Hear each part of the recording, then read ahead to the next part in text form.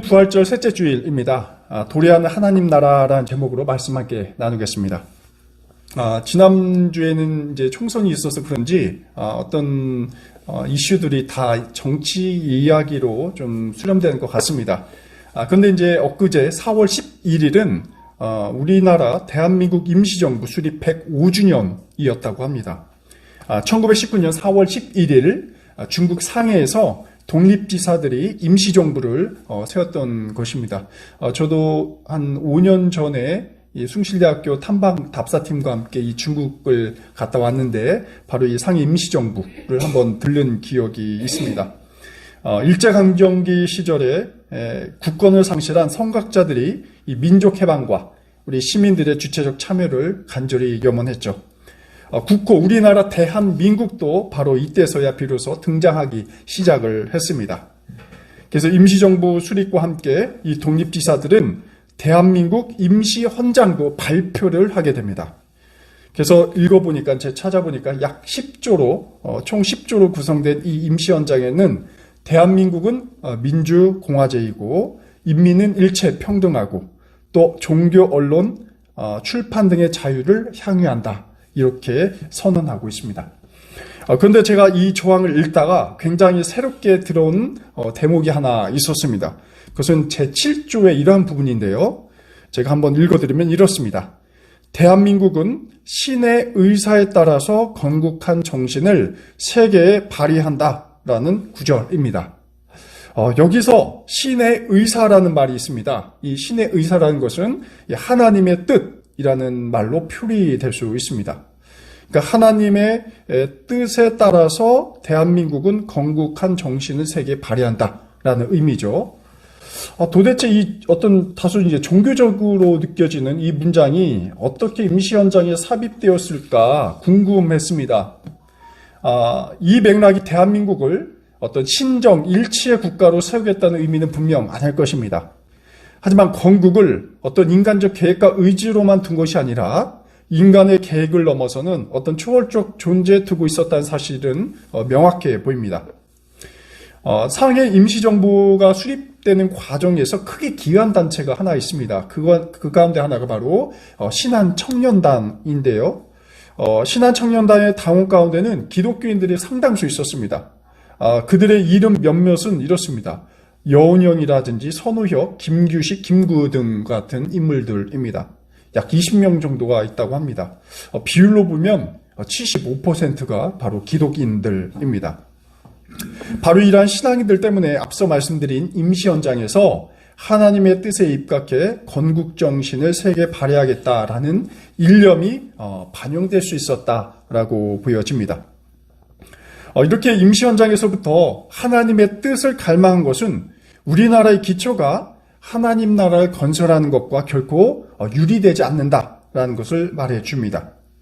우리 한국교회가 또 한국의 우리 신앙인들이 좋은 정부를 일구고 또 좋은 사회를 건설하는 책무가 있음을 말해주는 것이죠. 이번 선교에서도 그런 것이 반영되었으리라 보여집니다.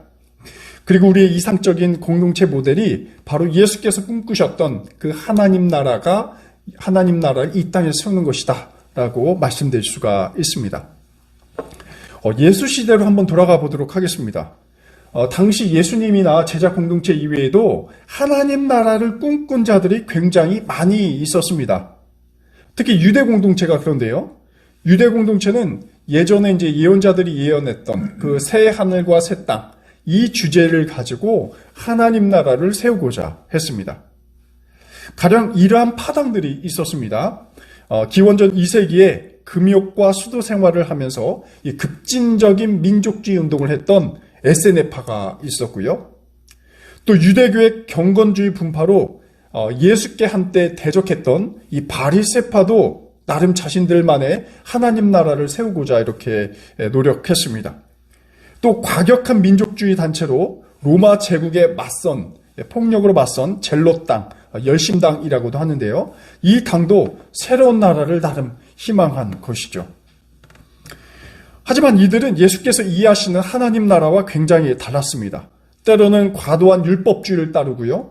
그렇게 함으로써 예루살렘 성전 체제를 내세우면서 자신들의 권력을 지키고자 했습니다. 이런 문제는 결국 유대 민중들의 삶이 어떻습니까? 도회 시대는 굉장히 변질된 하나님 나라에 빠지곤 했던 것이죠. 근데 여러분, 예수께서 지향한 하나님 나라는 과연 무엇이었을까요? 그것은 예수파를 만드는 것이 전혀 아니었습니다. 제자들에게 예루살렘 성전과 같은 또 다른 종교 공동체를 만들어서 권력을 확장하는 것은 더더욱 아니었습니다. 예수와 다른 그 시대에 있었던 다른 유대교 파당과 근본적으로 다른 점이 있다면 예수께서는 하나님 나라를 어떤 소수 권력자가 차지하는 그런 편파적인 공동체로 생각하지 않으셨다라는 사실입니다. 대신에 예수님의 하나님 나라는 민중들이 참여하고 모든 시민들이 함께 나라를 만들어가는 그러한 하나님이 다스리는 공동체를 지향을 했다라는 것이죠. 하지만 대부분의 유대인들은 어떻습니까? 예수님께서 말씀하시는 그 나라에 대해서 전혀 이해하지 못했습니다.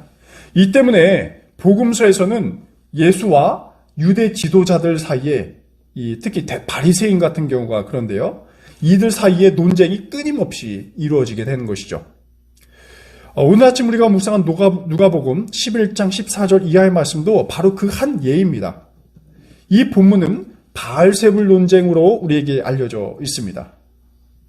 여러분, 우리가 아침에 읽어봤는데요. 이 논쟁의 핵심은 과연 무엇입니까? 예수께서는 이미 유대 지역에 살아가는 이 귀신 들린 약자들을 귀신 축출해주는 그러한 사역을 해 오셨습니다. 근데 이게 유대 지도자들의 눈에 보기에는 아주 불쾌하고 문제적이었다라는 것이죠. 왜냐하면 귀신 축출하는 사역이 단순히 귀신을 쫓아내는 데만 그치지 않았기 때문에 그렇습니다. 정신적인 질환을 치료하는 것, 우리는 현대의학이 과학이 발전했기 때문에 귀신 들렸다라고 표현하지 않고 보통 병원에서 정신과라든지 상담을 통해서 치유하게 되죠. 그래서 이런 정신을 치유하는 것, 그 이상을 예수님의 이 기적 행위에서는 그 이상의 파급력을 미치고 있었다는 것을 알려주고 있습니다. 특히 당시 일반 민중들이 귀신에 들리게 되는 그 원인을 보면 굉장히 다양합니다. 대표적으로 보면 어떤 예루살렘 성전 체제가 강요하는 죄의식도 그 가운데 하나일 것입니다. 그러니까 유대인들이 굉장히 다양한 유대 율법을 만듦으로써 이거에 지키지 않으면 어떻습니까? 바로 죄인이다라고 낙인 찍게 되는 것이죠. 그런 억압적인 종교적인 시스템 자체가 일반 유대 민중들을 삶을 굉장히 피곤하게 하고 이거 정신적인 문제로 가져오는 경우도 있었습니다. 또 다른 하나 생각해 볼 것이 로마의 군대 문화라고도 볼 수 있습니다.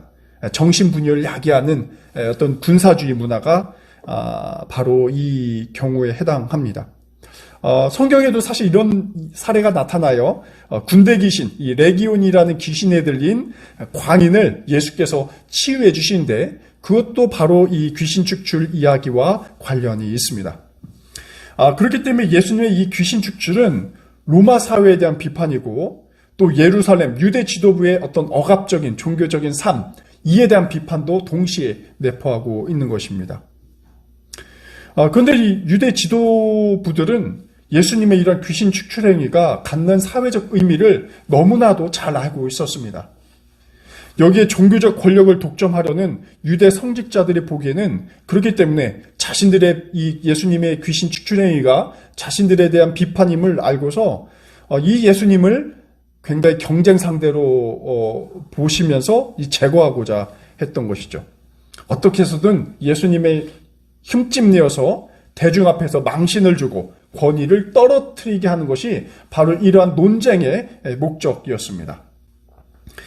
상황이 이러니 오늘 본문에서 나온 것처럼 이 유대 지도자들이 예수님의 귀신 축출 행위를 오히려 귀신 활동으로 음해를 하게 되는 것입니다. 그래서 14절 보시면 예수님의 귀신 축출 이야기가 바로 등장을 하는데요. 여러분, 예수께서 이번에는 어떤 귀신을 내어 쫓으십니까? 그 귀신은 바로 벙어리 귀신이라고 합니다.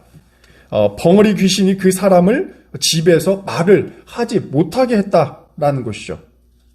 근데 우리가 한번 좀 더 깊이 생각을 해 봅니다. 이 벙어리 귀신이 들렸다는 것은 어떤 시대적인 의미를 말해주고 있을지 한번 생각을 해봅니다. 벙어리 귀신은 어떤 정의나 사회 고발을 막는 사회적 분위기를 반영하는 것으로도 해석을 해볼 수 있겠습니다. 벙어리 귀신은 어떻습니까? 귀신 들린 자가 말을 하지 못하게 하는 특징을 갖고 있는 것이죠. 즉 소통을 하지 못하게 한다라는 것입니다. 또 유대 성전 체제라는 억압적인 지배 이념이 이 민중들의 삶을 통제하기 때문에 민중들이 갈망하는 평화의 나라, 정의의 나라가 좌절되고 그 어떤 것도 말할 수 없는 상태를 바로 이 벙어리 귀신이 들렸다라고 볼 수가 있겠습니다. 어떤 것도 소통할 수 없는 상태. 말을 해도 그 말이 공동체에서 받아들이지 못하는 그 답답함, 또 억압받는 상태, 또 말문이 막히고 또 어떤 말을 해도 들어주지 않는 그런 사회. 이러한 상황을 이 벙어리 귀신에 들린 자가 대변해 주고 있습니다. 그래서 예수께서 이 귀신 들린 사람을 치유해 준다는 것은 어떤 샤먼적인 행위와도 질적인 차이가 있습니다. 예수님의 귀신 축출이 어떤 무당의 국과도 다르다라는 것이죠. 그 중대한 차이점은 바로 귀신 축출의 목적이 개인의 회복이나 유익만이 아니라 하나님 나라와 관련되어 있다라는 것입니다. 아니나 다를까 오늘 본문에서도 무리 가운데서 이렇게 수군거리고 있습니다. 예수가 귀신들의 두목인 바알세불의 힘을 빌어서 귀신을 내쫓는다라는 구절이 있죠. 여기서 이제 무리들은 바리새인이나 서기관들로 추정하고 있습니다. 이들은 귀신 축출 그 사실을 부인할 수 없었습니다. 그렇기 때문에 그 대신 예수님의 그 능력을 하나님이 아니라 귀신의 왕이라고 불린 이 바알세불에 기원하고 있다라고 모함하는 것이죠. 사실 바리새인들이 이렇게 예수님께 덤탱이를 씌우는 기는 한두 사례가 아닙니다. 예수께 지속적으로 붙여지는 이렇게 낙인을 만들곤 했죠. 하지만 예수께서는 이 바리새인들의 생각을 아주 꿰뚫고 있었습니다. 17, 18절에서는 자신의 이 능력으로 바알세불의 능력으로 귀신을 축출하는 것이 아니라 다른 하나님의 능력으로 한다는 것을 말해주고 있죠. 그 논리는 굉장히 간단합니다. 귀신을 내어줄 수 없다라는 것이죠. 예수께서 한마디로 귀신을 쫓아내게 해서 서로 망하게 하는 것은 말이 안 되는 모순이라는 사실을 지적하고 있습니다. 또 흥미로운 사실을 예수께서는 19절에서 지적하고 계십니다. 여기서는 당시 사실 보면 귀신을 쫓아내는 것은 예수님만이 갖고 있었던 어떤 독특한 능력은 아니었어요.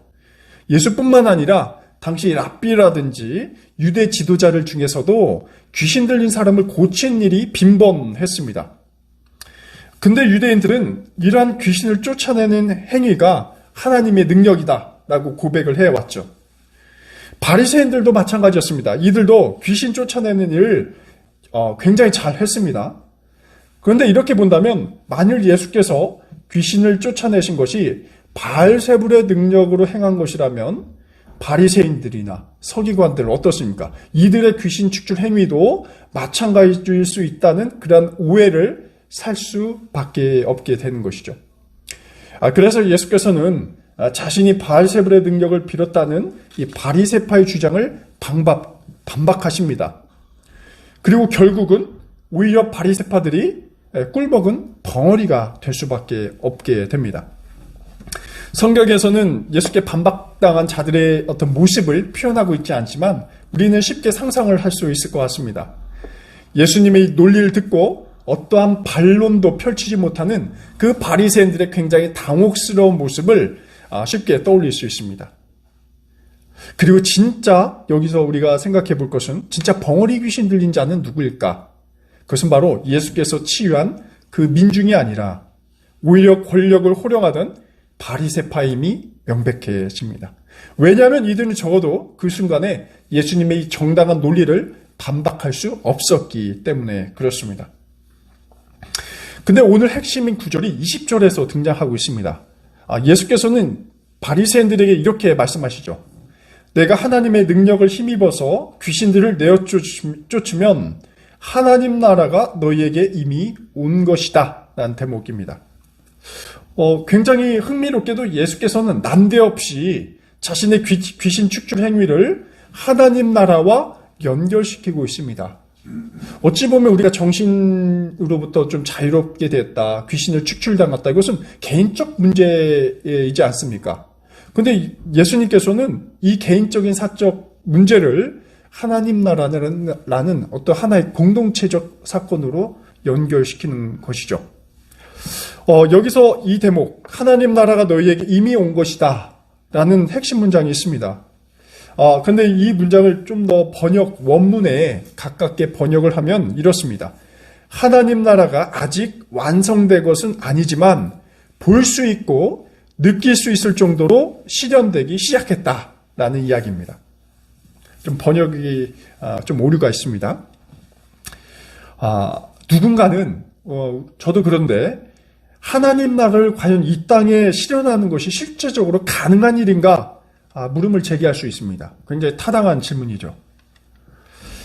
세계 역사, 특히 우리 한국 역사를 돌아볼 때 과연 하나님 나라를 실제로 구현한 상황이 있을까? 제대로 발견하기 어렵습니다.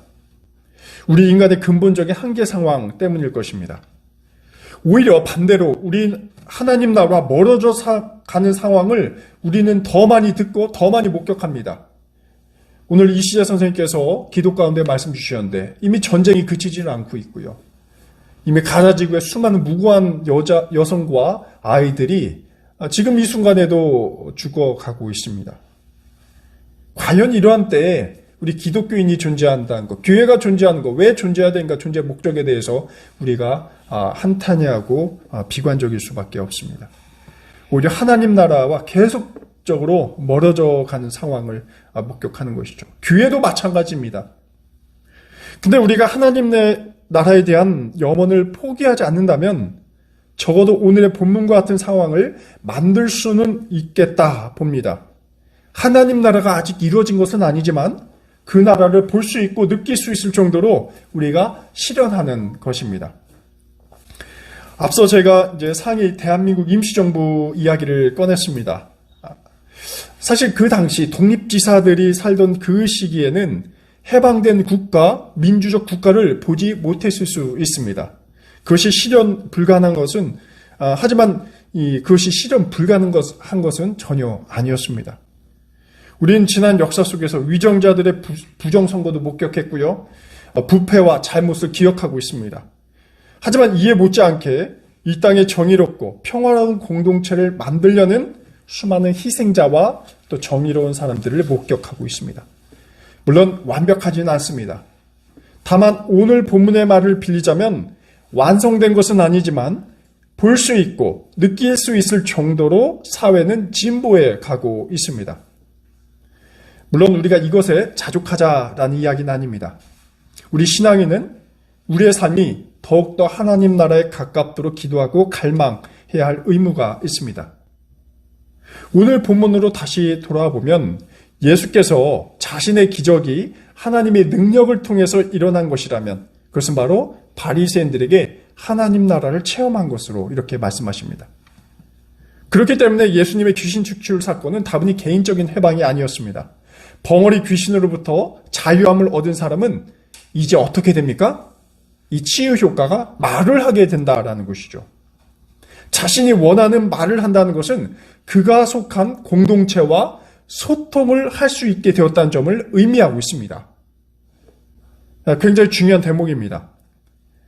예수님을 만나기 이전에는 소통할 수 없었지만 이제 예수님의 기적을 통해서 세상과 소통할 수 있게 된다라는 것입니다. 그리고 이것이 하나님 나라에 가까운 모습이라는 것입니다. 또 반대로 마찬가지입니다. 공동체 입장에서 보면 이제 닫혔던 공동체가 열린 공동체로 전환되었음을 뜻하기도 합니다. 특히 사회를 향한 정의와 평화와 생명에 대한 가치를 이 귀신 들린 자가, 벙어리 귀신 들린 자가 발설한다고 할 때 그것은 바로 이 귀신 들린 자와 그 공동체가 이제는 정상적인 사회로 정상궤도의 사회로 진입하고 있음을 말하고 있습니다. 그렇기 때문에 예수께서는 바로 이를 하나님 나라가 너희에게 이미 온 것이다 라고 표현하신 것이죠. 오늘 이 바알세불 논쟁은 하나님 나라가 어떤 상태인가를 보여주고 있습니다. 사랑과 정의, 화해를 말하는 우리 신앙인에게 바리새인들은 바알세불의 힘을 비는 거짓된 행위로 비난하고 낙인 찍을 수 있습니다. 우리는 하나님의 가치를 구현한 자가 되려 그러한 사람이 되려 모함을 당하고 모욕을 당하게 된 경우를 많이 목격하게 되죠. 하지만 그들은 오히려 오늘 말씀대로 보면 거꾸로 벙어리 귀신 들린 자가 됨이 분명합니다. 왜냐하면 그들의 발언은 사람들이 귀담아 듣지 않게 될 것이기 때문입니다. 그들의 말은 허무한 독백에 지나지 않습니다.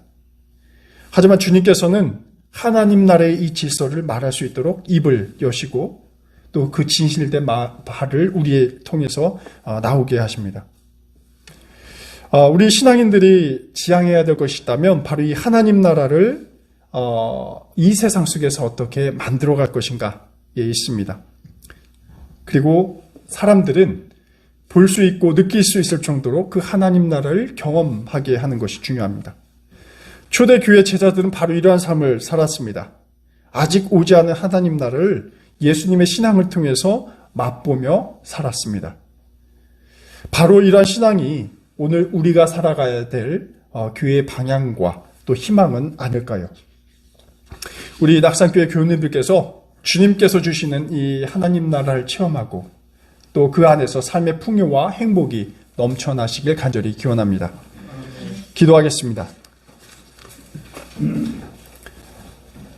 하나님, 주님을 믿는 신앙을 통해 저희가 더욱 오르며 바른 길을 걸어가게 하옵소서. 예수님의 시선을 통해 나를 보고 또 세상을 보며 주님의 나라를 이 땅에 구현하기 위한 순례를 떠나게 하옵소서. 주님께서는 갈등하는 공동체를 화해로 변화시키고 모든 오해와 반목을 평화로 이끄시는 분임을 기억하게 하옵소서. 예수 그리스도의 이름으로 기도드립니다. 아멘.